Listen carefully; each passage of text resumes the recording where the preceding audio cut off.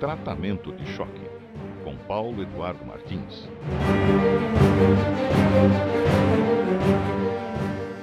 Boa noite para os dois, uma honra imensa, muito legal mesmo, viu, professor?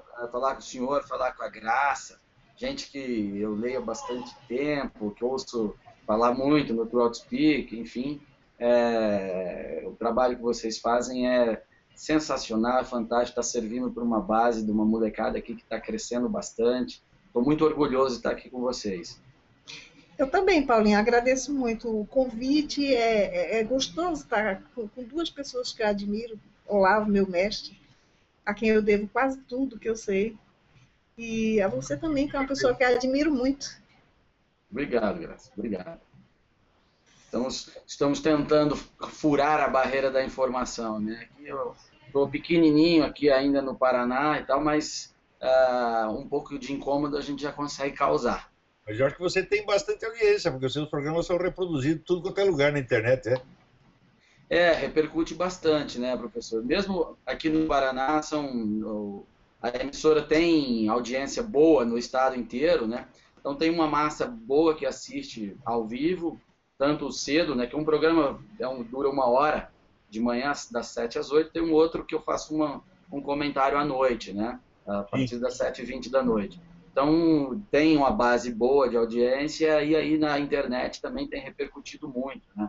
O grau de compartilhamento é muito grande, o que demonstra que há um público enorme carente desse tipo de informação, né? Aí eles se assustam e vem alguém da mídia tradicional brasileira, com a bandeirinha de SBT, falar as coisas que o senhor vem batendo há bastante tempo, que a Graça vem trazendo, né? Acho que isso que impressiona e eles acabam compartilhando bastante. Você vê que esse negócio de ocupação esquerdista na mídia, isso aí começou mais de meio século atrás, não foi fácil. Até os anos 60, você tinha uma divisão mais ou menos equitativa do espaço na mídia, né? Tinha gente de esquerda e direita. Mas, nos anos 60, quando veio a regulamentação da profissão jornalística, que tornou obrigatório o diploma, então, quem começou a campanha de sindicalização foi o Partido Comunista. Sim. Como é que eu sei? Eu sei porque eu participei da operação. Então a gente ia de profissional em profissional, ver se o cara queria se sindicalizar, pegar os nomes e a gente assondava ideologicamente cada um para saber se podia virar um militante do Partido Comunista. Então é que o Partido Comunista, ele, por esse expediente, isso foi feito não só em São Paulo, foi feito em toda parte, adquiriu, de certo modo, né? Então, isso quer dizer que o partido sabia a todo momento onde tinha uma vaga, onde precisava de gente, ia bem, mas foi assim. Ele dominou o processo inteiro. Acabou do espaço inteiro do jornalismo. Aí tem uma questão, professor, que me intriga nesse sentido aí de informação e mídia, a questão da ocultação do Foro de São Paulo. O senhor tanto falou, e que aconteceu mesmo, a gente não tinha essa informação aqui. E depois que eu comecei a trabalhar na TV, eu notei que as pessoas, veja, eu não sofri, eu tratei desse assunto muitas vezes. Há poucos vídeos na internet sobre, mas eu sempre tratei disso muitas vezes, e até porque tinha informação e a gente tem que partir desta base, né, da análise política que está acontecendo no país. Então sempre partia daí. Mas eu noto que os meus colegas de profissão, eles simplesmente não sabem da existência do foro, sabe? Não me pareceu, eu não senti em nenhum momento uma restrição imposta por cúpula, por direção. Não tem mesmo. Me pareceu uma restrição de constrangimento de quem tem a informação perante os colegas que não têm, e você passar por ridículo. Eu não vou tratar disso, senão você está achado como louco. Me pareceu isso, eu tenho essa impressão. Então, a minha dúvida é, isso uma etapa da espiral de silêncio, porque houve uma ocultação inicial e esses profissionais são frutos dessa ocultação, ou é apenas ignorância mesmo? Não, aí você tem as duas coisas, mas, você vê, no começo, a ocultação era fundamental, o foro precisava de segredo. A coisa estava em informação, não estava ainda muito definido que rumo ia tomar. Houve, inclusive, a aproximação entre o pessoal do Foro e a turma do PSDB, para ver se queriam entrar. Não, no fim, acho que o PSDB acabou não entrando. Mas, para você ter ideia de até onde ia a secretude da coisa no início, em 5 de março de 1993, houve uma reunião entre a cúpula do Foro de São Paulo, a cúpula do Diálogo Interamericano, que é o think tank do Partido Democrata aqui, e o Fernando Henrique Cardoso. Isso foi noticiado no jornal Grama, de Cuba, não na edição internacional, na edição cubana. E, quando nós fomos procurar isso aí, nós olhamos várias bibliotecas americanas, inclusive a Biblioteca do Congresso, e que distribui esse material para centenas de outras bibliotecas, e justamente a edição desse dia, e só desse dia, havia sumido em todas as bibliotecas. Quando fomos pesquisar um pouco mais, descobrimos que a diretora da seção latino-americana da Biblioteca do Congresso era a mesma pessoa que tinha organizado a reunião de 93. Então você vê que a notícia ela foi encoberta na fonte. Ela foi sufocada na fonte, um método mesmo. Exatamente. E, naturalmente, o pessoal jornalístico, que é tudo de esquerda, metade deles é militante, outra metade é companheiro de viagem, receberam uma instrução naquela época e continuam ainda obedecendo a instrução residualmente. Porque isso é aquele processo que o Wilhelm Münzenberg, o grande maestro desse tipo de operações no movimento comunista, chamava de criação de coelho. Você põe um casalzinho e o resto vem sozinho. Esse fenômeno da obediência residual existe. Quer dizer, o sujeito está em dúvida, então ele segue a instrução anterior, é óbvio, né? Mesmo que ninguém repita, vai continuar fazendo a mesma coisa. E os outros também são infectados pelo que aqui eles chamam peer pressure, a pressão dos colegas. Para você ter ideia da força da pressão desses colegas, né, tem até esse episódio que eu até contei no Facebook outro dia, que logo que eu entrei no jornalismo, isso devia ser mais ou menos ali 67, 68, tinha um sujeito que me cooptou para o Partido Comunista. Não vou dar o nome dele agora para não queimar o sujeito, não sei onde ele. E esse sujeito, nós tivemos aqui algumas reuniões da base ali da Folha de São Paulo, não tinha muita gente na época, e logo apareceu uma reunião convocada por um sujeito que era do Comitê Estadual do Partido, que se chamava, esse eu vou dar o nome, Costa Pinto, não sei o primeiro nome, acho que é José Costa Pinto. Okay. Apareceu o Costa Pinto e convocou uma reunião da base sem a presença deste fulano, que era teoricamente o chefe da base. E nos explicou que aquele cidadão tinha arrumado uma amante que o partido desconfiava que era um agente do DOPS. Então ele pedia para nós escondermos o sujeito em algum lugar, criar uma espécie de cárcere privado para o cara, né? Enquanto o partido averiguava a situação. E nós arrumamos um barraco numa favela, que você ia até o zoológico de São Paulo. O zoológico naquela época era quase fora da cidade, né? Você andava até o zoológico, daí vai andar mais outro tanto, e era um barraco que eu jamais conseguiria localizar de novo. E botamos o sujeito lá, e de vez em quando ia lá levar comida, cigarro para o sujeito. Daí chegou um dia que nós fomos lá e estava o camarada no barraco com a mulher, com a suspeita. Aí, naturalmente, ele foi, como é que se diz? Foi colocado em desgraça no partido, né? Sim. E passa um tempo, eu não tive mais notícia, também não perguntei mais nada, mas eu sei que eu ouvi a conversa assim. Sabe quem estava? Eu falei, não, foi conversa? Eu ouvi não, ele falou para mim. Sabe quem estava aí na portaria do prédio? Aquele filho da puta do fulano, nós não deixamos nem entrar. O sujeito foi excluído, não é do emprego, ele foi excluído da profissão jornalística. Passa um ano, eu estou no bar na frente da Folha tomando um cafezinho e entra o fulano todo esfarrapado, um verdadeiro mendigo, e veio falar comigo. E eu, como bom militante, virei nas costas, não falei com ele. Anos depois é que eu fui perceber a monstruosidade da qual eu tinha participado. Sim. Então, era o poder de controle. Quando o partido queria queimar ele simplesmente espalhava para as pessoas. Esse aí não, esse é mau caráter. Ponto, está carimbado, você está ferrado na profissão. E aí o absorve, né, professor?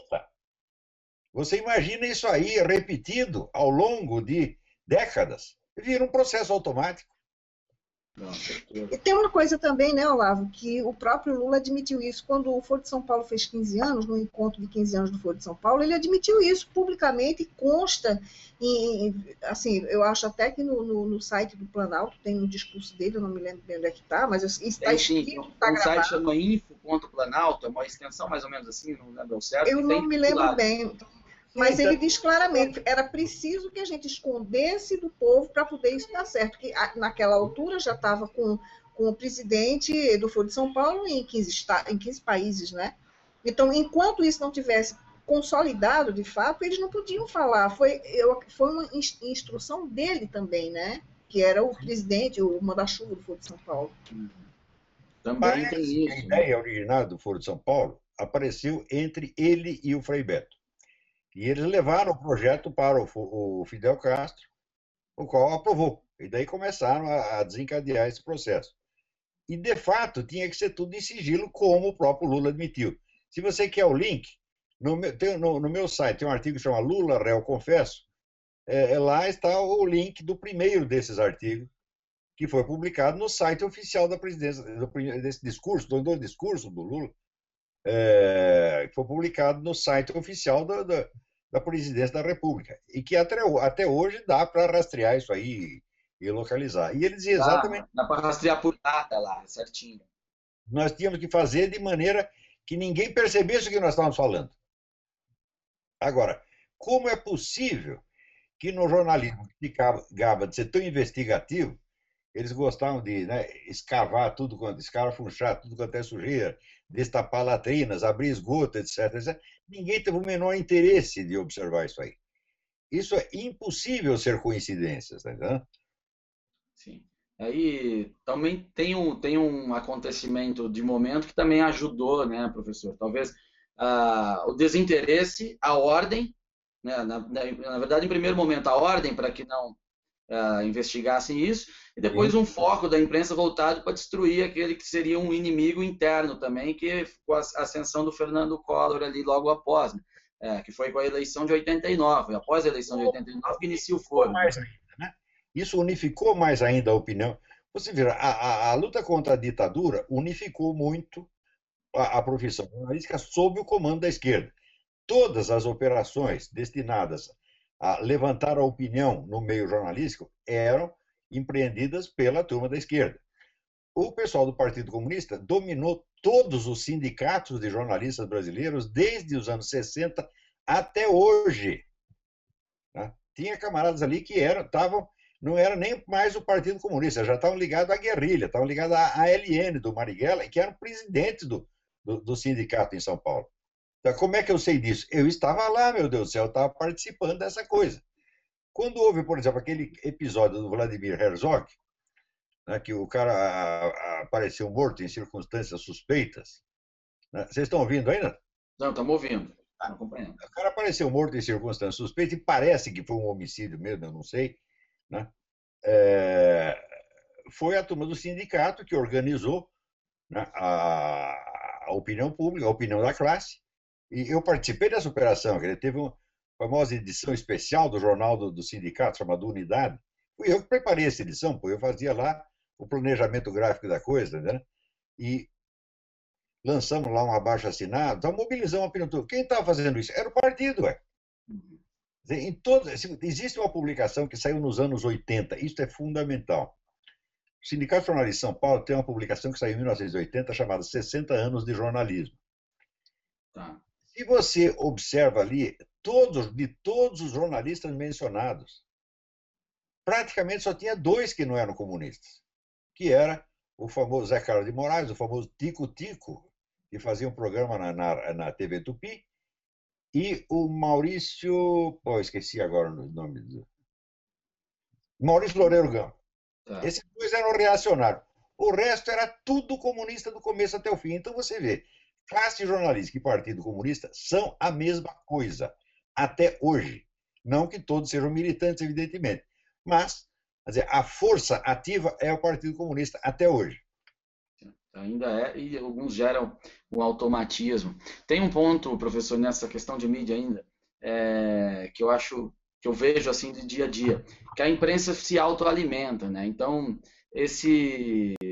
essa cultura que se gerou e esse controle, hoje ele é automático, anda sozinho, porque você tem uma cultura no meio, as pessoas pensam de uma maneira, e elas buscam informação em um ou outro veículo, não há pesquisa em fontes primárias. No Brasil, especialmente, há uma legislação trabalhista que as pessoas têm que cumprir às 5 ou 6 horas, depende de um acordo pontual, mas, enfim, 5 ou 6 horas, são obrigadas a ganhar um X, um piso, se ele for bom ou não, ele ganha a mesma coisa. Então, o cara se obriga a ter 3 empregos. Ele não estuda mais fora desse ambiente. Ele chega, cumpre o horário dele, vai fazer a pauta e busca em outros portais, em outros veículos de imprensa que estão ocupados assim como o dele. Aí fica totalmente mais fácil, né, para esse controle de informação quando você abafa lá no início, como foi no caso do Foro de São Paulo. Aí importante, que é o seguinte, o sujeito quando entra, o sujeito sai da faculdade e entra numa redação, ele está entre pessoas que têm 20 ou 30 anos a mais de experiência do que ele e que não o aceitam facilmente.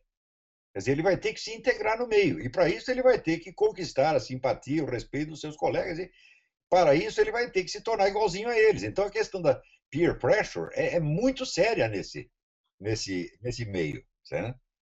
Então, a gente sabe o desprezo do jornalista pelos foquinhas, quer dizer, o jornalista principiante.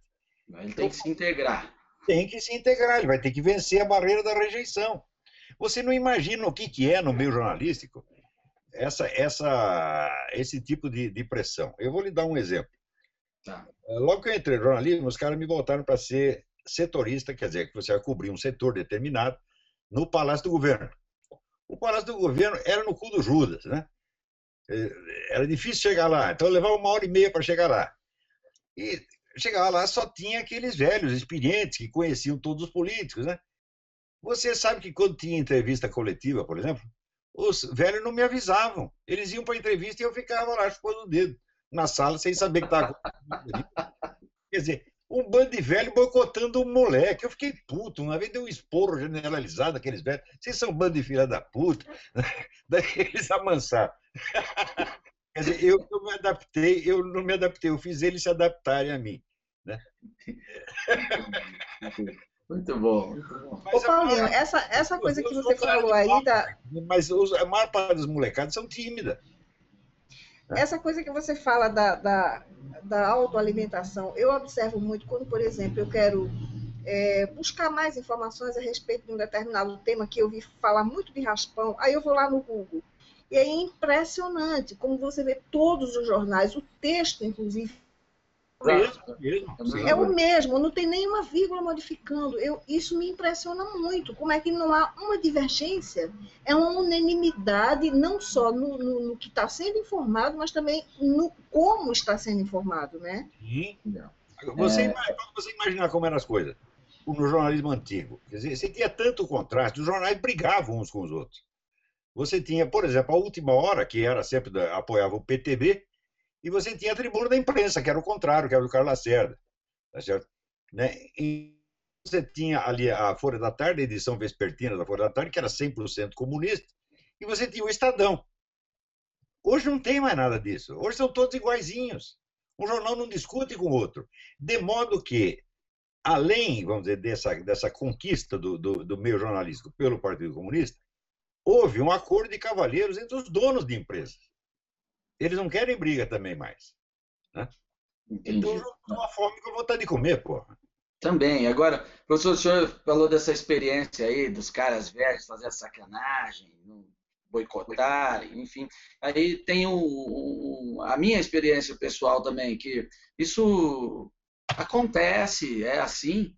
E veja, você chega numa redação pensando já, né, numa linha que a gente tem aí, enfim, já com muito texto do senhor na cabeça, né, também algumas coisas liberais, totalmente fora da cultura do meio, e eu percebi que, se for tímido, se ficar quieto, vai morrer escutando o rádio da polícia.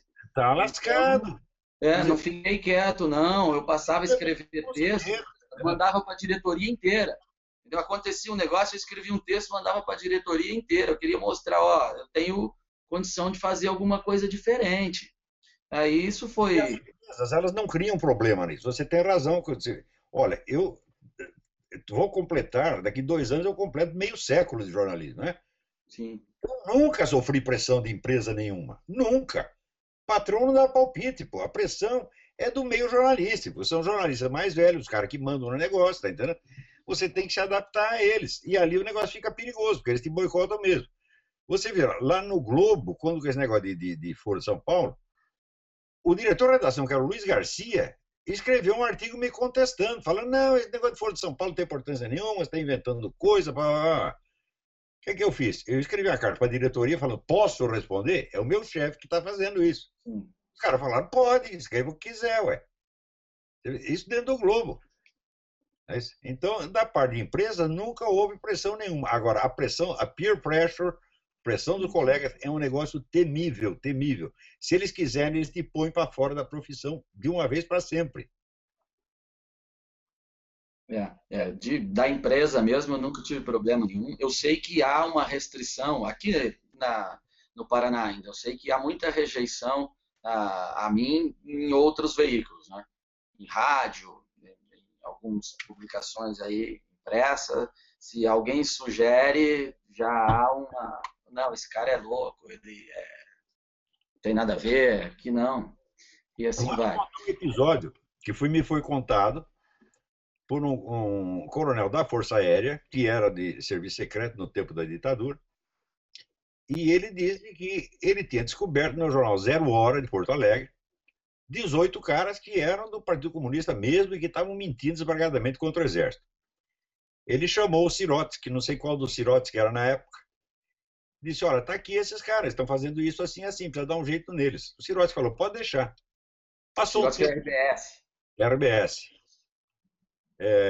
Passou um tempo, não aconteceu nada, nenhum dos caras foi demitido. Daí o coronel ligou lá para o Sirotes e falou, o que aconteceu? Ele disse, acontece o seguinte, se eu demitir esses 18, eu vou arrumar briga com toda a classe jornalística. E daí não sai mais meu jornal. Então, quer dizer, é um bloco organizado mesmo, né? Sim, sim, ele tem plena razão. E aí, a Graça citou essa semelhança de textos, né? Nós estamos falando de imprensa escrita e aí impressa e internet, né? E por questão de velocidade, logística, esses acabam pautando as televisões. A televisão está Exatamente. sempre correndo atrás desse. E aí vira um ciclo vicioso mesmo, que é difícil furar. De uma geração nova, concorrer com esses caras no campo da qualidade, vencê-los, desmoralizá-los e acabar, assim, ou eles moram e vão embora e não são substituídos por outros iguais, ou então caem fora da profissão logo. Seria de bom tom. Professor... Como esse Moreira Leite, Paulo Moreira Leite, é um cara que já devia estar fora da profissão há muito tempo, o cara não acerta uma. Ele é uma besta quadrada, praticamente tudo que ele escreve é errado. Né? Não estou falando isso que eu tenho uma birra pessoal com ele, não, é o contrário, eu tenho uma birra por causa disso. Tá entendendo?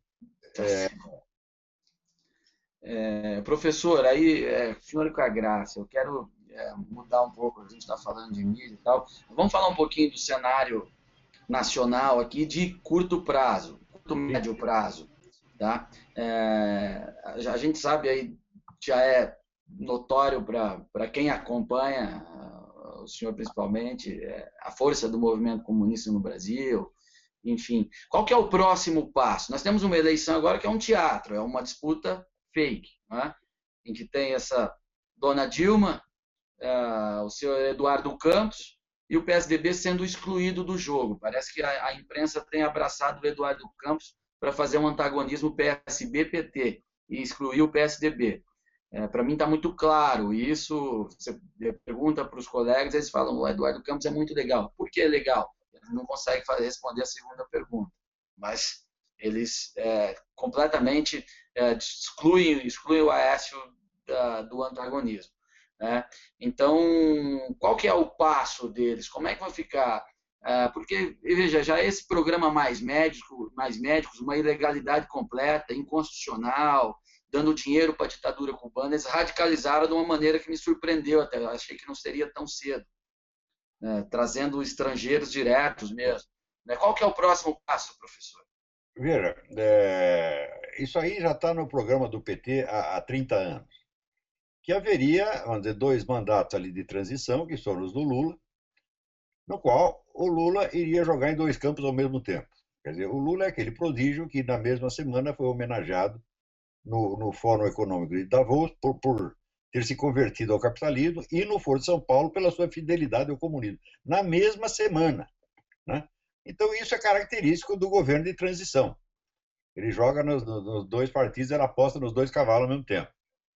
Mas que quando terminasse essa fase, você teria um grande salto, né? Seria o começo da implantação do socialismo. E o governo Dilma era para isso. Essas agitações todas, que foram todas fomentadas e dirigidas pelo próprio governo, né? Isso é uma coisa que não é opinião minha, isso aí está provado, porque em todo lugar que se prendia os agitadores e depredadores, você descobria que ou era funcionário do governo ou era militante do PT. Aquele movimento foi para dar o salto, mas falhou. Falhou por quê? Porque junto com a agitação planejada e dirigida, aconteceu uma agitação espontânea de pessoas ou sem partido ou até pessoas conservadoras que saíram protestando contra o próprio governo. Eles perderam o controle todo. Perderam o controle da situação, então mandou voltar para casa, tá entendendo? Então, a radicalização falhou. Mas eles vão ter que dar um segundo salto, e eu acho que eles adiaram isso para a eleição. Né? Quer dizer, a eleição vai ser a oportunidade de acabar com a transição e passar, como diz, deixar os entretanto passar para os finalmente. O que é o finalmente? É o controle de mídia, é a repartição do território nacional entre as várias ONGs que são partidárias deles, né? E é a exclusão total da opinião oposta. Ora, essa exclusão você já vê funcionando hoje com essa reação generalizada contra a presença do Reinaldo Azevedo na Folha, do Rodrigo Constantino na Veja e no Globo, do Demetrio Magnoli na Folha e assim por diante. É a reação generalizada da classe jornalística, isso é da militância jornalística. Sim.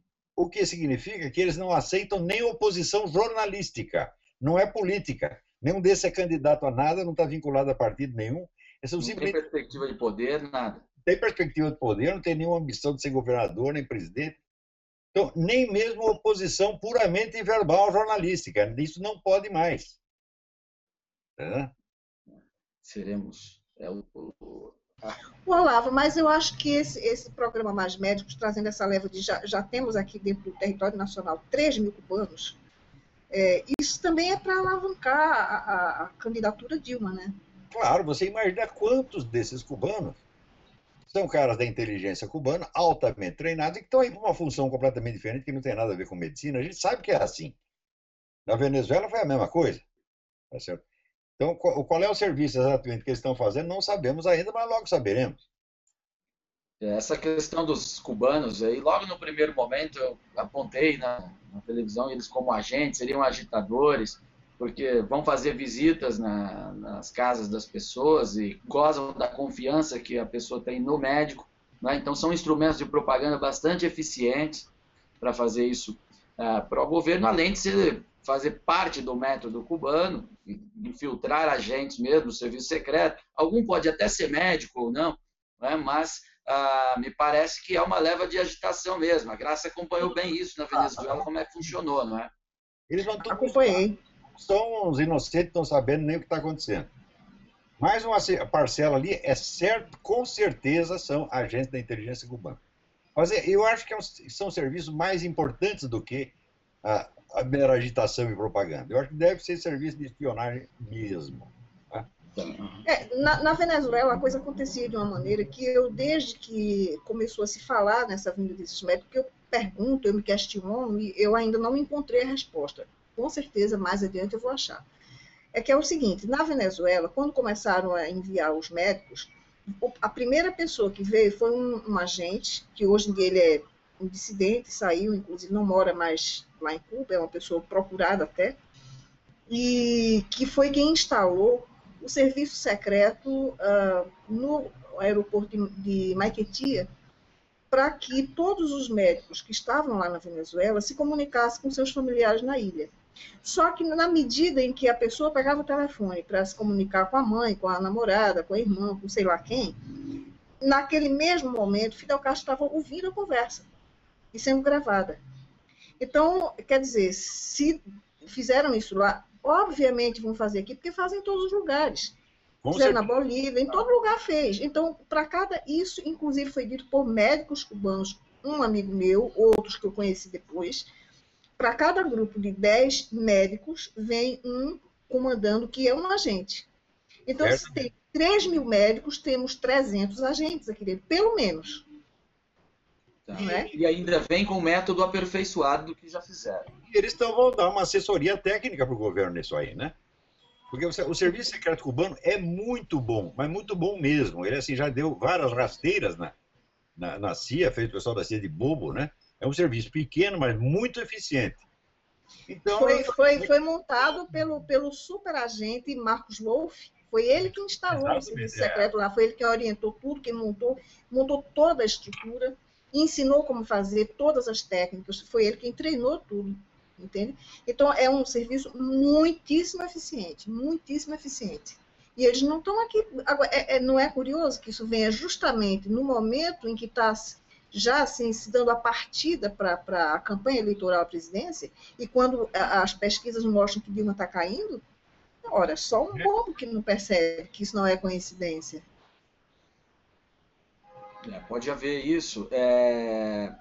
Veja, nessa parte de assistência técnica, treinamento, enfim, recrutamento de pessoal, vamos linkar com um fenômeno urbano que tem acontecido, que são essas ações mais violentas, black blocs, enfim, que estão claramente a serviço do governo, né? O governo os controla, isso já está bastante claro. Será talvez, professora, uma questão, isso não faz parte de uma estratégia de radicalização, de violência mesmo, para testar até onde vai, como já fizeram, mas talvez vir com mais força, para forçar até a que a população clame por ordem, em meio à desordem total estabelecida, a população clame por ordem e eles passem a usar, inclusive o exército, sob o comando deles, aí, com legitimidade popular?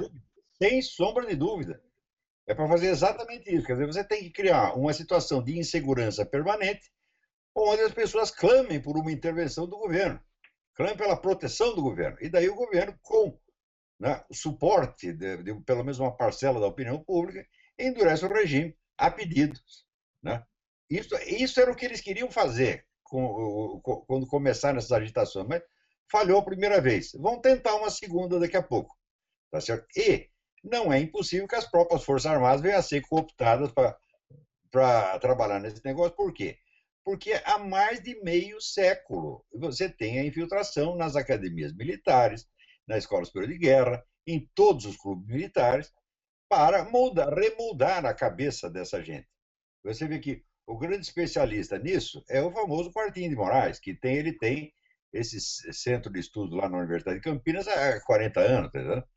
Então, formou muita gente para ser colocada nos meios militares e aos poucos, primeiro, obtendo informação. Que oficial pensa o quê? Então, todos os oficiais já estão catalogados nos computadores do Serviço Secreto do PT. O Serviço Secreto foi fundado pelo Dirceu nos anos 90 e que está funcionando até hoje. Então, todos os oficiais estão catalogados. Então, o presidente lá já sabe quem ele pode confiar, quem não pode, e já vai removendo os comandos para moldar as Forças Armadas de acordo com a sua conveniência. Então, não é impossível que as próprias Forças Armadas acabem se prestando a esse papel sujo. Porque acaba criando aí um elo legítimo, né, de ação e comando, se houver esse clamor popular por ordem. Agora aí a dúvida 2.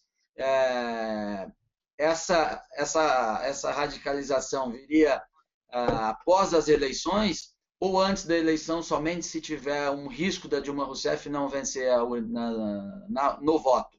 Isso eu não sei ainda, mas eu acho que logo saberemos também.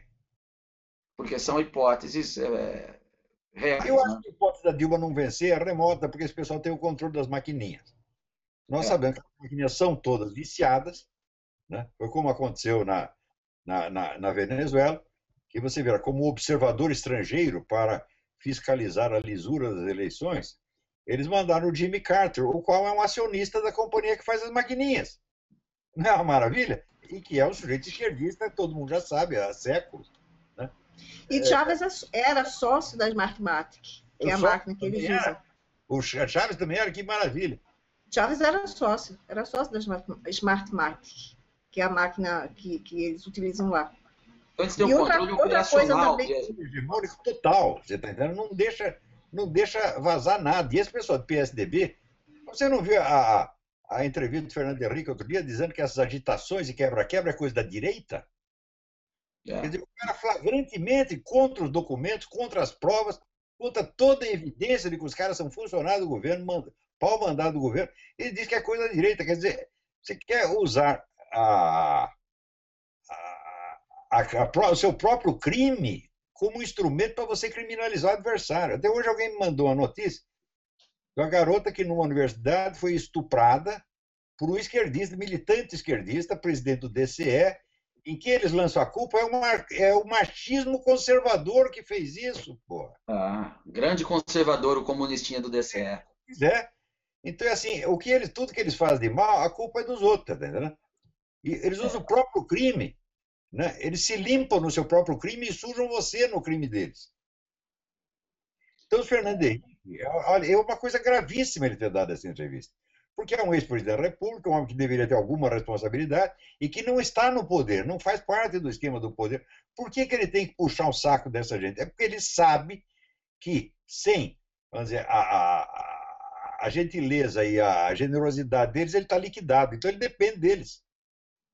Aí ele usa a autoridade dele, muita gente acredita que ele é a direita do Brasil. Bom, se ele está falando... Claro, isso é desinformação propriamente dita, né? Tem que ler o manual escrito pelo Ion Mihai Pachepa, que era o chefe da inteligência romena, onde ele explica lá uma coisa que já está em vários outros livros, mas que ali explica de maneira mais sucinta, brilhante, que a desinformação não consiste em você espalhar falsas notícias. Uma informação falsa só se torna desinformação quando ela não é veiculada pelo adversário, mas por alguém de confiança da vítima. Então, se você quer publicar... Por exemplo, você veja o negócio toda essa operação que lançou na CIA a culpa do assassinato do Kennedy, né? Ou essa campanha que foi feita contra o Papa Pio XII, dizendo que era o Papa de Hitler. A história do Papa de Hitler saiu pela primeira vez na Rádio Moscou. Ninguém acreditou. Ninguém ligou. Daí eles começaram a soltar a mesma notícia por órgãos do Ocidente. Daí pegou. Então, isso é desinformação. Então, por exemplo, se eu falo mal de você, não é desinformação, mas se eu passo uma informação contra você para a sua mãe e ela começa a repetir, aí é desinformação. Aí funciona bem isso. Então, ele é um veículo de desinformação, porque ele tem a fama de ser o cara da oposição e até de direita. E isso está contextualizado, né, para funcionar como desinformação. Ele não vai me dizer que ele fez isso de ingênuo, que ele não sabe o que é desinformação e que ele está sendo usado como instrumento para isso. Ele sabe sim. Ele tem nível para isso. A Dilma, inclusive, esses dias tem se referido aos Black Bloc como fascistas, grupos fascistas. Ou seja, estão jogando os Black Bloc no colo da direita que eles inventaram. Pois é, agora, você veja, para que tanto ódio da direita se não existe uma direita organizada, militante, capacitada a tomar o poder? O próprio Lula já disse que todo esse pessoal de oposição, entre aspas, não tem perspectiva de poder. Se eles são tão fracos assim, para que persegui-los? Exatamente por causa disso. Por quê? Você vê, um país como o Brasil, um país enorme, né, com uma diversidade regional muito grande, com problemas horríveis, não é fácil você implantar um regime socialista numa coisa dessa. É complicadíssimo. Então você tem a resistência natural das coisas. Não é que alguém esteja resistindo, oferecendo oposição. Não, é a dificuldade natural do processo. E essa dificuldade, por sua vez, é o que mais irrita a cúpula comunista. Porque eles têm o poder na mão, mas não conseguem fazer o que querem. De quem é a culpa? Temos que achar um culpado.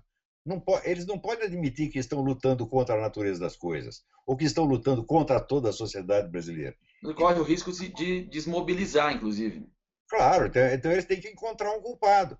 Então, é por isso que em todos os regimes comunistas do mundo, todos, a violência mortífera se tornou muito pior quando já não havia oposição.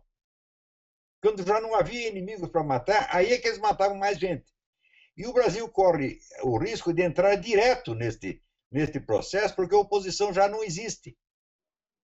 Entendeu? Mas existe a dificuldade, o governo luta com dificuldades, não consegue fazer o que quer, as suas contas dão errado, os seus projetos fracassam, então ele tem que se justificar dizendo, como é na economia cubana, quer dizer, é um agente infiltrado, é um sabotador, é um espião, é um agente da CIA, é um agente da burguesia. Isso nesse primeiro momento? Isso é uma dificuldade objetiva, tá certo? O Câmara não cria uma fazenda, não cria um agronegócio para fazer oposição ao governo, ele faz para ganhar dinheiro, tá certo? Então, acontece que o pessoal do MST quer o domínio total do campo, mas o governo sabe que não pode dar, por quê? Porque se tem o agronegócio, o país vai para a falência. Isso é uma dificuldade objetiva, não é uma oposição política que eles estão enfrentando, é uma questão de 2 mais 2 é 4. E isso é o que mais os irrita. Eles estão lutando contra a natureza das coisas, contra a realidade objetiva. E então, como é que eles vão se explicar? Tem a pressão da esquerda que quer o domínio total do campo. E tem a pressão dos fatos que exige a permanência do agronegócio. Essa é a típica situação no qual pode haver um apelo à violência. Entendi.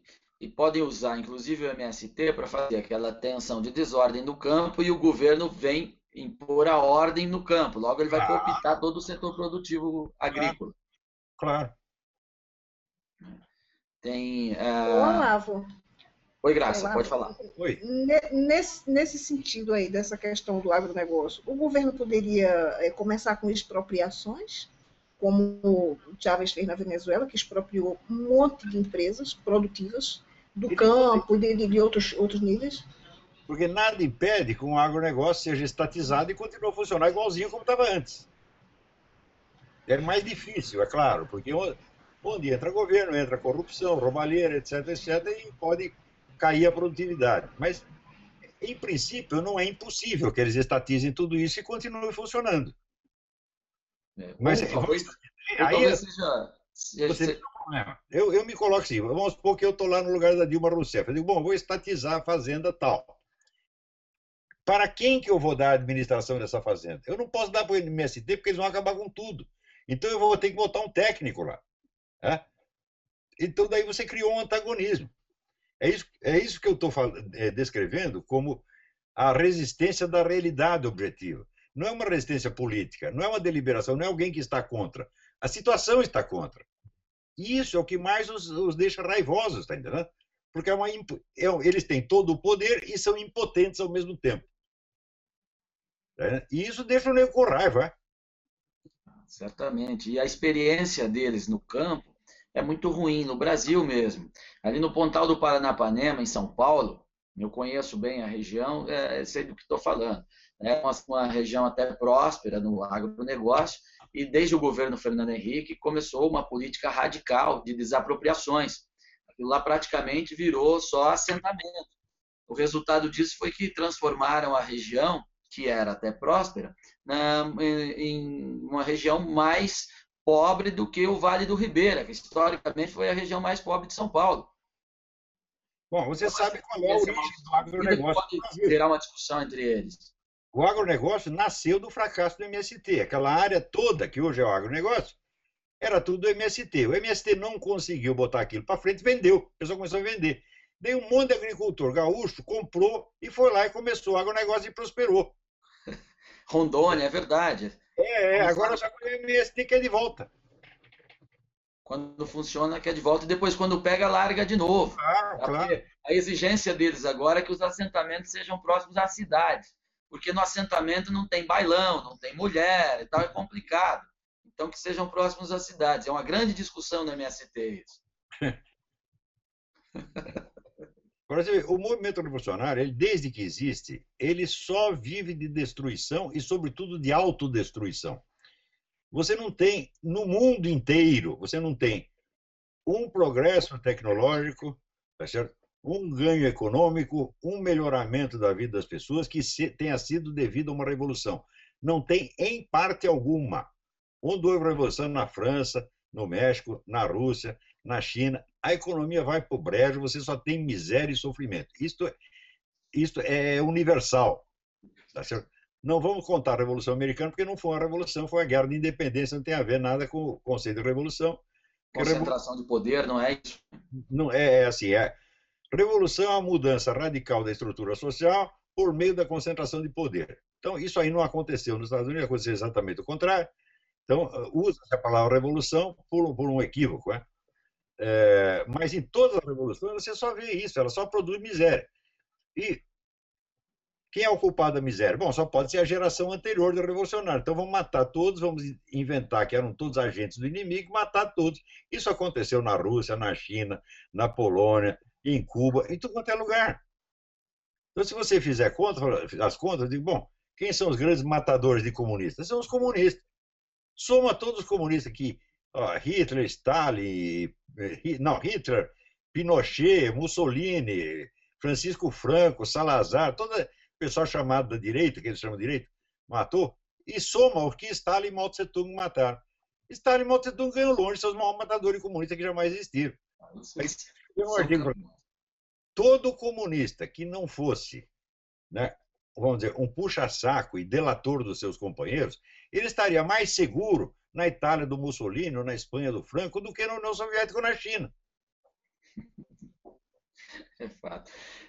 Professor, ainda aí nessa estratégia aí quanto aos setores produtivos, o Brasil inteiro dá risada do Eike Batista hoje. Como é que é a mentalidade do brasileiro ser invejoso, né? De ver um cara que tinha dinheiro se quebrar. Não é de sem entender o que está por trás disso, por que o PT deu tanto dinheiro para um Eike e para outros empresários também. Né? Tudo isso é uma estratégia também de dominação desses setores, não é, professor? Não tenha a menor dúvida. Qualquer desses empresários que enriqueceu facilmente com a ajuda do PT vai cair. Porque eles isso aí é coisa que vem do tempo de Lênin, meu Deus do céu. Quer dizer, você ajuda o cara a prosperar, mas de maneira que o comprometa. Você vai criando o rabo preso, tá entendendo? Na hora H, você puxa a cordinha e o sujeito está ferrado. Eles mantêm o empresariado sob controle. Agora, esse empresariado brasileiro não estuda política, não tem ideia nenhuma, é tudo um bando de bocó, né? Cai nisso que nem um patinho. É verdade. Por isso até eles desenvolveram aquela política de financiar com muitos bilhões fusões de empresas que não precisavam se fundir. Claro, né? claro. Estadia e Perdigão, eles usaram bilhões para isso, para fazer uma fusão, ou seja, você diminui o campo e aí controla mais fácil. Porque esse sentido mercadológico não havia nenhum. O consumidor perdeu concorrentes. Empresas desde o tempo de Karl Marx. Ele explicava que é preciso concentrar as empresas para você fazer a transição para o socialismo. Primeiro você faz a concentração das empresas. Isso é mais antigo do que andar para frente. Agora, você pega nesse empresariado brasileiro, quem leu 10 linhas de Lenin ou de Marx? Ninguém leu merda nenhuma. Isso é um bando de arrogante, quer dizer, é uma classe dominante de merda também, você entende, né? Aqui eles acham porque também eles não são capitalistas, né? Eles são dinheiristas, né, Olavo? Dinheirista, exatamente. Né? Estão acostumados, vamos dizer, a viver de favor do governo, tá entendendo? Mas eles querem ganhar o dinheiro deles e pronto, o resto que se dane, né? Então não estão nem aí para... Assim. Se você pega a história brasileira inteira, o Estado sempre teve a prioridade das iniciativas, o Estado sempre vai na frente. Como é que nasceu a indústria no Brasil? Nasceu da seguinte maneira, né? O Roberto Simonsen leu o livro do Mihail Manuilescu, o economista fascista, aliás, da Romênia, que tinha a teoria do protecionismo. Levou o livro por Getúlio Vargas. Getúlio Vargas baixou lá uma série de leis protecionistas, graças à qual pôde surgir a indústria nacional. Quem criou a indústria nacional foi o Estado. Você não tem iniciativa particular mesmo. Você só tem, vamos dizer, o pessoal do Estado e você tem os beneficiados do Estado. Então, é uma burguesia muito fraca e subserviente. Não tem iniciativa própria, não existe. Você falar em cultura burguesa no Brasil, você fala, não tem cultura burguesa. Os caras começaram a tentar criar uma com esse negócio de Instituto Liberal. Mas já vieram. Né? O fundador do Instituto Liberal, um inteligentíssimo, Donald Stewart, era um brasileiro, filho de canadense, grande amigo meu, né? Que eu conheci numa feira do livro, que a mulher dele veio para mim e falou, olha, o meu marido ele fica lendo os seus livros, ele chora de emoção. Eu falei, quem é o seu marido? Ele me apresentou. Era o fundador do Federal. Era um homem muito lúcido, ele muita cultura. Infelizmente, eu não sei se o restante acompanhou isso, mas eles estão todos com a ilusão economicista, de que o negócio é você mexer na economia e que o resto vem sozinho. Então, eles não estudam, por exemplo, estratégia comunista, propaganda comunista, desinformação comunista, eles não sabem nada a esse respeito. Né? Agora, talvez tenham começando a acordar. 20 anos atrás, eu dizia para esses caras o seguinte, olha, meus filhos, se vocês que são empresários, vocês não têm contato no meio militar, vocês nunca vão ter poder nenhum. Então, tem que criar uma ponte, empresariado e Forças Armadas. E eu tentar criar essa ponte. Estou eu lá me esforçando, quando chego que era o presidente do Instituto Liberal, em pleno Fórum da Liberdade no Rio Grande do Sul, ele faz um discurso pelo fechamento das Forças Armadas. Então, fudeu, você está entendendo? Você viu a lucidez desses caras, porra. Entendi. E tem o outro dado aí de cultura mesmo, né? Aqui você está numa roda, tem 3 professores respeitados, gente que você conhece, que sabe muito, tem o que dizer, e um cara rico. Se o tal professor falando, e o cara rico abre a boca para interromper, todo mundo fica quietinho e ouve o cara rico. No Brasil, o pessoal acha assim, eles acham que conta bancária é teste de QI. Eles acham mesmo. Quantas vezes eu não tive essa experiência? Olha, na véspera de eu vir para os Estados Unidos, eu tive um encontro com um cara que é um grande empresário lá no Paraná. E o pessoal dizia, não, nós temos que criar uma escola, um instituto lá de Carvalho, uma coisa assim, esse cara vai financiar. Tá? Depois do cara falar 10 minutos, eu não aguentei mais. Falei, cala a boca, burro, você pega e enfia seu financiamento naquele lugar. Eu não quero ser financiado por um jumento como você, que é um perigo, tá entendendo? E todo seu tal do financiamento até hoje não tem escola nenhuma. Mas tá melhor assim, evidentemente. Pelo menos eu posso mandar quem eu quiser tomar no cu e pronto. Acho que funciona melhor, viu? Funciona. É engraçado. E aí eles não procuram saber nada. Se você consegue uma audiência dessa com um desses caras e vai tentar dizer algo, e não, você não sabe nada. É porque se você soubesse, quem tinha que ganhar dinheiro é você. E o rico da mesa aqui sou eu. Cale a boca. Mas você não. Também isso aí aconteceu no Paraná também. Eu estava lá num restaurante com um amigo meu, que é o Ahmed El Tassa, que é um brasileiro, apesar do nome árabe, brasileiro de filho de libanês, e que é um médico e que foi estudar na China, e foi o primeiro não chinês que foi admitido na Academia de Ciências da China. Você vê que coisa, o sujeito é um gênio, um assombroso. E ficou na China 20 anos, escreveu livros em chinês, é autor do dicionário chinês, virou tradutor oficial de congressos científicos chineses. E nós estamos lá na mesa do restaurante conversando sobre China, e chega um cara que é um filho de um banqueiro que esteve com o Lula na China durante 5 dias e voltou falando maravilhas da China. Né? E o Ahmed, que é um sujeito muito educado, ele tentava explicar, não é bem assim e tal. O outro, não, você não sabe nada. Chegou na mesa, falei, cala a boca, burro, rapaz. Escuta aí o doutor falar, porra. Só que esse se arrependeu, depois veio pedir desculpa. Ele aí teve um surto de humildade.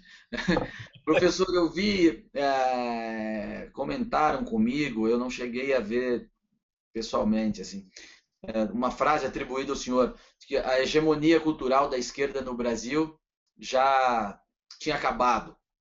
Eu nunca disse isso. Não disse isso, né? Eu achei estranho, por isso estou lhe perguntando. Nós abrimos um rombo nela. Né? Eu, você, Graça Salgueiro, Reinaldo Azevedo, até o Constantino, o Magnoli, todo mundo. Cada um pensando de um jeito, mas não tem acordo entre nós, mas também não precisa. Né? Não. Por que nós abrimos espaço com os cotovelos? Então, ela foi rachada, mas não quer dizer que ela não exista mais. Sim. Talvez seja essa a frase correta, na verdade. Abrimos um rombo, quer dizer, o bicho está ferido, mas não garante nem ter ferido de morte. Né? Não, me parece que é uma frestinha muito curtinha, né? Que pode, inclusive, ser tampada a qualquer momento, se a gente não tiver cuidado e consciência, porque é pouca gente, não é mais que uma geração, a gente começando, como eu, tem outros tentando fazer também. A cultura dos veículos ainda impõe uma barreira muito grande, né? Então é uma casquinha de ovo que a gente está construindo, na verdade. Está muito pouco ainda. É muito né? pouco. A produção literária ainda é nada. Que quando eu comecei, porque quando eu comecei, Era zero. eu estava sozinho, absolutamente sozinho. Os caras nem sabiam o que fazer comigo, era um negócio tão esquisito. Eles achavam que eu era um ET. Entendeu? Alguns nem ficavam com raiva, porque eles não sabiam o que era, pô. Mas a gente, mesmo pouquinho, né, Paulinho, mesmo sendo poucas pessoas, a gente está conseguindo fazer algum estrago, é uma pedrinha no sapato deles, sabe? Se não fosse assim, eles não ficavam a toda hora escrevendo artigo, metendo pau na gente, né? Outro dia desse, eu recebi um texto ridículo de um camarada que eu nunca vi falar, me chamando de terrorista. Veja só. Você sabe como é que responde, né, Graça? Você não quer, mas eu estou ensinando para você. A resposta oficial é: terrorista é o cu da sua mãe.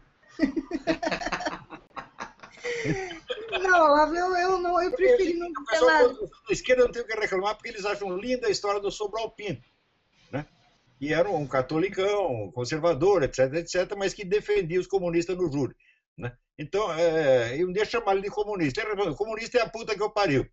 Os comunistas acham linda essa história. Quando o Sobral Pinto diz que é a puta que eu pariu, eles acham ruim. Agora, sou eu que mando, é feio. Qual é?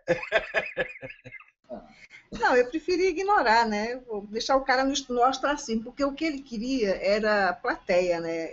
O site dele, o blog dele, a coisa que ele tem lá, tem 64 seguidores, poxa. Tem cachorro morto, né? Eduardo, se você quer passar vergonha na frente de 30 mil pessoas, eu te ajudo. Né? Para que passar vergonha em casa sozinho, dentro do espelho? Não, vem aqui para ser desmoralizado, pô. Eu ajudo você. Eu dou toda a plateia que você quiser. Você não viu o que aconteceu com esse Paulo Guiraldelli? Porra, esta semana, né? Que eu botei lá no Facebook, né? Ele dizendo o seguinte, dizendo que eu criticava a USP porque eu tinha repetido no vestibular. Né? Eu botei lá a reprodução fotográfica, o que o cara disse aqui, para vocês verem quem é o fulano. Repetido não, Olavo, ele disse que você foi reprovado. Eu fui reprovado, exatamente. Eu nunca prestei vestibular nenhum na minha vida, porra. Eu botei lá, eu saí da escola na quarta série de ginásio, como é que é prestar vestibular? Cala a boca, burro. Né? O cara inventa essas coisas. Esse Gerardo, é uma figura estranha, né? Eu nunca sei ao certo se é ele que está escrevendo as coisas. E outro dia botaram um vídeo aí. Um dos perfis uma vez me xingou. Botaram no ar um vídeo que tem um sujeito que ele disse que mora no Canadá. É mentira. Ele botou um nome falso, né? E ainda gritava que nem um louco, né? E ele ficou tão louco da vida que ele dizia: vamos tomar no cu, não é nem isso, vamos tomar no meu cu. Eu digo: a primeira vez que o sujeito mandou os outros tomar no cu dele. Um negócio maravilhoso. Né? Você não fala isso porque esse negócio é profético, vai acontecer. Né? Vai ver que era isso que ele estava querendo mesmo, né, Olavo? Pois é. Agora, ele precisa me usar como pretexto para ele dar, pô. Dar por conta própria? Tem que dar com a minha ajuda? É que a incompetência é tanta que até para isso eles precisam de apoio. O sujeito... estímulo, vai lá, dá. Né? Você quer o estímulo, eu estimulo, você vai lá, pode dar. Eu vi num desses grupos aí de Facebook, eu dei muita risada, os meninos discutindo, pessoal liberal com os comunistas lá, e tem que privatizar e tal. Aí um comunista chegou e escreveu: privatiza o cu. Aí o outro respondeu para ele: o meu é privado, é meu, o teu é coletivo. Foi a propriedade pública. É que nem você lá, propriedade pública, pô. Eu achei sensacional. Na mesma semana, um cara diz assim: não, o Olavo saiu correndo do Brasil porque está cheio de dívida. Né? E o outro dizia assim: não, o Olavo recebe 17 milhões de dólares por mês, fora a propina que vem da CIA. Para vocês querem entrar no acordo, por favor? Eu sou um pé rapado ou sou um milionário? Né?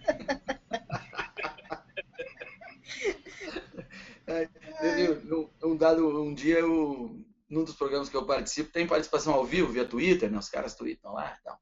Aí eu defendendo que tinha que vender a empresa de energia aqui, tinha que vender tudo, a empresa de telefonia de Londrina, vamos acabar com esse negócio e tal. Aí o sujeito começa a escrever lá e manda: esse cara é agente do capital financeiro internacional, deve trabalhar passivo, essas coisas, bobagens assim.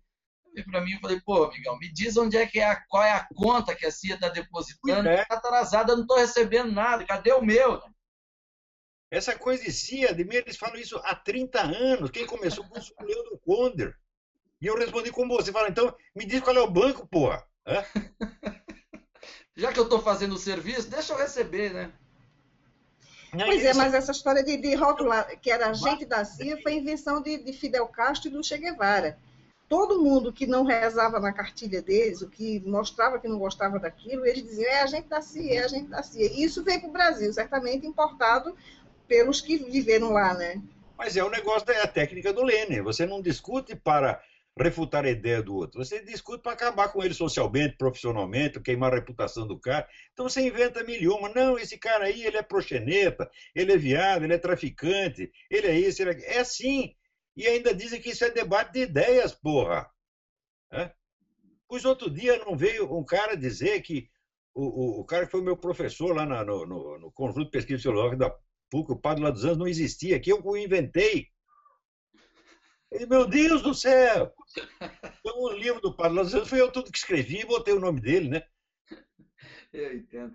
Professor, sempre me perguntam: você não tem medo? Tá? Eu falo: se eu tivesse medo, ficava em casa. Alguém tem que fazer o serviço e vamos pro pau e dane-se. Mas a gente que está na linha de frente, o senhor, os outros que estão na mídia, nós somos um alvo prioritário de violência mesmo desse pessoal no momento? Não, de jeito nenhum. Esse pessoal, vamos dizer, eles só agridem quem está ao seu alcance. Né? E, inclusive, se agridem uns aos outros. Eles não vão praticar nenhum ato de violência contra nós, por enquanto. Nós não somos alvos prioritários. Alvos prioritários são aqueles que se atravessam no caminho dos planos deles. Nós não estamos fazendo isso, nós não estamos boicotando nenhum plano econômico. Em termos, vamos dizer, de poder, nós não somos absolutamente nada. Quer dizer, não somos prioritários. Por exemplo, um empresário que eles queiram derrubar e que não consiste em ser derrubado, esse é um alvo prioritário. Esse pode até morrer. Ou alguém de lá de dentro que tem informações comprometedoras e que comece a espalhar por aí, como as testemunhas do caso Celso Daniel. Alguém está atrapalhando um negócio, né? Atrapalhando um negócio mesmo. Então não é uma questão de bate-boca, é questão de poder mesmo. Quer dizer, esses são alvos prioritários. Nós não, nós somos só o enfeite do bolo, tá entendendo? É certo. Ainda nesse, voltando, me fugiu a pergunta. Ficou ruim o áudio aqui. Estão me ouvindo agora? Perfeitamente. Legal. É uma pergunta que era quando a gente falava em hegemonia cultural, e eu acabei atropelando aqui, que eu acho que é importante. Conseguimos romper, fazer um buraquinho. Me parece, professor, que a gente tem que fomentar, ou que para que a coisa cresça mesmo, expandir a produção cultural em vários níveis, desde o gibi até a obra filosófica. Né? Então, cada um tem um papel aí em vários degraus nesse processo. Eu estou correto nesta percepção? É perfeitamente correto. Agora, uma coisa que é importante é o seguinte: o pessoal me fala, não, nós precisamos unir os liberais, conservadores, protestantes, católicos, etc, etc. Né? Então, precisa deixar muito claro o seguinte: na esquerda sempre houve divisões e dissensões muito mais graves do que existem entre nós. Chegavam a se matar uns aos outros e nem por isso a coisa deixar de progredir. Você tem que estar unido na estratégia, não nas suas ideias. Você tem que estar unido na ação e não no plano da ideia. Você vai querer, vamos dizer, agora não pode tocar nisso, não pode tocar naquilo, não pode tocar naquilo outro, não se pode discutir mais nada. Não deve se discutir. Pode discutir até feio, tá entendendo? Desde que na hora da ação estejamos juntos. Então, por exemplo, você pega, sei lá, eu e o Júlio Severo, eu tenho diferenças enormes com o Júlio Severo. E quando exponho isso, eu não fico agradando, passando a mão na cabeça dele, não. Mas, se for preciso defender o Júlio Severo, vou defendê-lo, como já fiz várias vezes, e vou fazer de novo e pior ainda, tá entendendo? Rodrigo Constantino a mesma coisa. Nós trocamos tapa pra caramba, tá certo? Agora, se a esquerda cair de pau nele, eu vou defendê-lo. É muito simples. Exato. Uma coisa é entender quem está do outro lado, quem é o inimigo, e outra coisa é ser amiguinho. É exato, não precisa ser amiguinho. Né? Estamos do mesmo lado, nós somos concorrentes de alguma maneira. Né? Ou concorrentes ou até adversários, mas é o que fala, é o que o comunista tem os dois termos. Existem as contradições antagônicas. Nós temos contradições entre nós, mas a nossa contradição com o pessoal da esquerda é antagônica, quer dizer, não tem solução, não tem acordo, tá entendendo? Não dá para sentar na mesma mesa. Olha, eu vai fazer para mais de 30 anos que eu não tenho amigo comunista mais e não quero, porque eu sei que a amizade comunista é só para usar você. Não é exatamente, eles não têm amigos, eles só têm companheiro de partido e companheiro de viagem. Pô. Sempre foi assim, eu estou falando isso por experiência, eles te usam. Né? Então eu não quero a amizade deles. Né? Como eu não sei quem falou, o Walter Scott, outro. Olha, eu não quero a sua amizade e não temo a sua inimizade. Né? Então, vai para aquele lugar. Né? Entendeu? Eu até tinha alguns amigos comunistas, professor, mas quando eu não falava para ninguém, não falava, não tinha público, não exercia a profissão que eu exerço. Depois que eu passei a fazê-lo, o pessoal se afastou e não me atende o telefone, está tudo bem também, viu? Pois é. Agora, quando eu encontrei o Zé Dirceu no Fórum da Liberdade, até que nós nos tratamos bem, porque você sabe que o Zé Dirceu não briga com ninguém, né? O Zé Dirceu, você xinga a mãe dele, ele responde outra coisa e continua sorrindo, né? É um negócio espetacular, não sei onde ele aprendeu isso. Então, até que tivemos uma boa conversa ali, mas não quer dizer que seja uma amizade verdadeira, é? Claro, não precisa disso. Professor, uma coisa que proporciona, me parece que é o que tem proporcionado aí romper a barreira da informação, internet, Facebook especificamente. Até onde vai isso? É irreversível? É uma tendência de crescimento? Ou ele é limitado? Consegue contrapor a mídia tradicional? Consegue. Aqui nos Estados Unidos já se provou. Tem dois instrumentos, a internet e o rádio, que são capazes de desbancar a autoridade da grande mídia. Tá certo? No Brasil também pode-se fazer isso. Mas é necessário fazer que essa grande mídia seja desmascarada insistentemente para quebrar a autoridade. Se você vai simplesmente divergir do que eles falam, divergir é uma coisa, desmascarar é outra completamente diferente. Né? Divergência eu tenho, por exemplo, tenho divergência com o Júlio Severo, tenho divergência com o Rodrigo Constantino e tal, mas esses outros caras precisam ser desmascarados. Tá entendendo? Quer dizer, traz de você denunciar um vigarista e não de você debater com um adversário. E o fato é o seguinte, é que a grande mídia no Brasil ela é composta quase que 100% de vigaristas. O caso do Foro de São Paulo é o mais escandaloso possível. Mais escandaloso ainda é o seguinte, você vê que tem, anualmente no mundo, os caras nos países comunistas e islâmicos estão matando 100 mil cristãos, todo ano. Né? Você nunca vê uma notícia disso na Folha ou no Estadão. Então, estão escondendo um fato fundamental da nossa época. Né? A questão, vamos dizer, dos documentos do Obama, que agora, aqui nos Estados Unidos já estão discutindo até no Senado, né? já apareceu no Senado, na Câmara dos Deputados, e provavelmente mais dia, menos dia vai ter uma comissão de inquérito. No Brasil é tabu. É? Não é tratado, simplesmente não aparece nada. Quer dizer que tem. Aqui a eleição americana, política americana, é só sob o viés democrata. Quer dizer, no Brasil, se a eleição fosse no Brasil, o Obama teria 100% dos votos. É o país mais obamista do mundo, é um negócio incrível. Você pega o cara odiado pela esquerda, que é o Arnaldo Jabor, é o maior puxa-saco do Obama, rapaz. Né? Ele, quando teve a eleição do McCain, ele dizia, o Obama é lindo, o Obama é jazz, o McCain é country. Né? É uma coisa de uma frescura, de uma viadagem fora do comum. Obama é um presidente que transa, ele falava. Pois é, ele transa para trás, Outro dia pode... Mas olha, você não fique tão desanimados assim não, porque a Rádio Vox está aqui para isso, né? É uma rádio genuinamente conservadora. Tem o Mídia Sem Máscara também, que é genuinamente conservador, e a gente tem feito algum estrago, né? A Rádio Vox é nova, né? Bem novinha, bem criancinha ainda, mas a programação que a gente tem, o elenco de colaboradores é de primeiro, ou não, Olavo? A Rádio Vox está espetacular, espetacular. Não, Não há Muito palavras bem. para elogiar vocês. Né? Muito bem lembrado, Graça. Estamos criando os próprios meios, ué, já que facilitaram, né? Pois é, só falta daqui mais um pouco a gente vai ter um canal de televisão também, quem sabe? E não tem que pedir permissão para ninguém, não é? Tem que ir entrando e falando, e mandando calar a boca, tá entendendo? Tem que ir andando. Agora, me preocupa o marco regulatório da internet que eles querem, marco civil aí que eles querem fazer. E a Dilma Rousseff assinou um decreto que transfere as rádios AM, que estavam todas mortas praticamente, não existiam, transfere essas rádios para a banda de FM, de frequência modulada. Inclusive, vai haver incentivo fiscal para que essas rádios se reequipem, comprem o equipamento necessário. Eu não duvido que isso seja mais um passo, que eles não vão perder essa oportunidade de cooptar todas essas rádios que estavam mortas para colocar a serviço deles. O Sarney, para esse pessoal, a ideia de controle total é não só natural, como obrigatória. É obrigação deles. Faz parte do espírito da militância, o cara tem que fazer isso, porra. Né? Então, você vê que, outro dia mesmo eu estava vendo um documentário do Ion Mihai Pachepa, o discurso do Khrushchev, falando assim, você roubar do inimigo é uma obrigação partidária. Mas assim, quer dizer, roubar, matar, trapacear, estuprar, sequestrar, fazer tudo. Tudo que é o mal é o bem, desde que feito para nos ajudar. Né?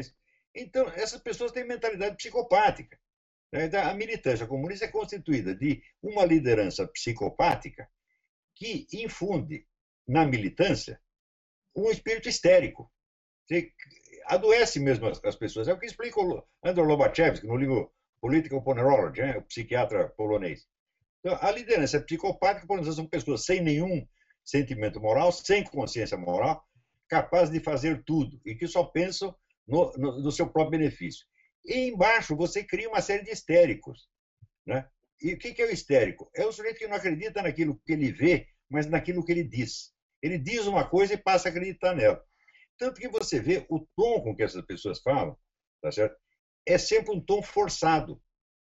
Eles mostram mais força do que tem, mostram mais cultura, autoridade do que tem, tá certo? Mostram mais valentia do que tem. Pois outro dia, você veja, não apareceu um cara falando horrores da minha pessoa, tudo inventado, evidentemente, e ele dizia, eu sou fulano de tal, eu moro aqui no Canadá, e eu não vou me esconder, não, o meu nome é fulano de tal, vem me processar se tu for homem. Só que é o seguinte, o nome é falso e o cara só aparecia com a máscara dos anônimos, que eu viadônimos, né? Apareceu com a máscara dos viadônimos. Então, é claro que é uma valentia forçada. Sim. Então, é comportamento tipicamente histérico, forçado. Né? Fazem isso muito, né? O cara cria um fake e vem atacar e quer resposta. O cara não me responde, né? Reclamam lá. Acontece muito. Eu penso, pô, eu estou dando a cara. Né? É assim, tipo, ele foge ao debate. Negócio incrível, né? Eu estou dando a cara todo dia com nome e sobrenome. Aí vou responder um sujeito que está mascarado. Por favor, vá procurar. Puta que pariu. Viadônimos.